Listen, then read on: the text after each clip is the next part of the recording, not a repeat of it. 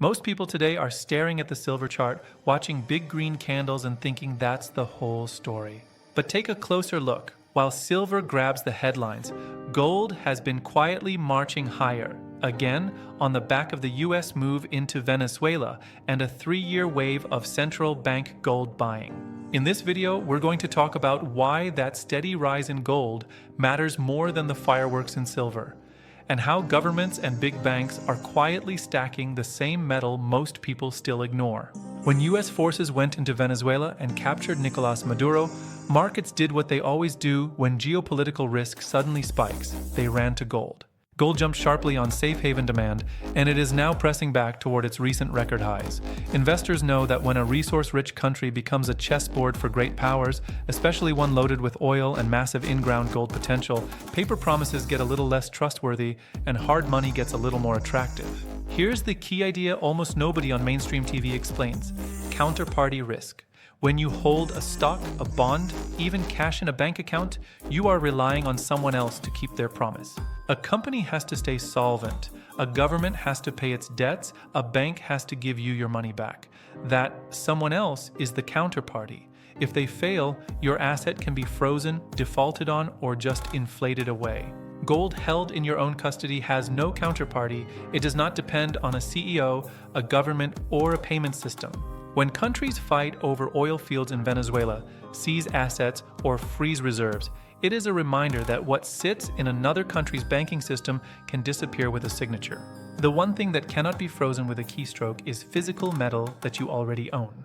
Now here's where the shell game comes in. For the last several years, central banks around the world have been net buyers of gold, adding hundreds and hundreds of tons to their reserves every year.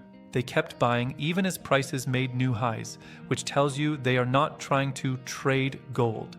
They are trying to rebuild a foundation under their currencies and their balance sheets. Meanwhile, retail investors are pushed into chasing yield, chasing tech stocks, or now chasing the latest move in silver, while the big players quietly convert part of their paper reserves into metal. In other words, the people who issue currency are buying gold, and the people who use currency are being told gold is old-fashioned. Silver is exciting, it moves faster, it's more volatile, and it makes for great thumbnails and big percentage headlines. But that can turn into a distraction if it pulls attention away from the slow, relentless repricing of gold.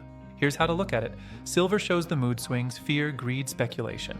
Gold shows the long-term judgment of governments and big institutions about trust in the system.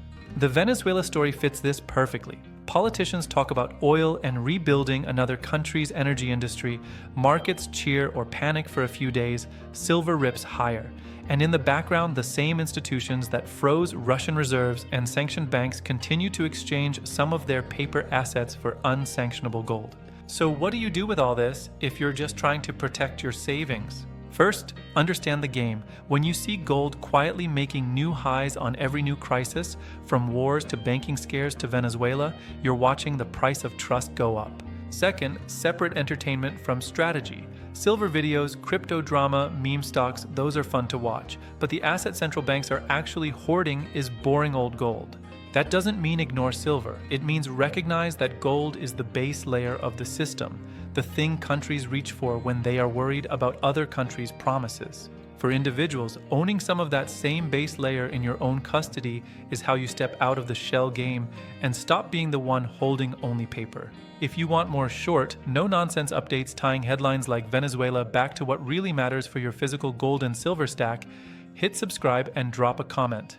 Are you focusing more on silver or quietly adding to your gold as well? Leave a comment below or visit our community link. Be sure to hit the subscribe button to follow daily updates from Metal Market Minute.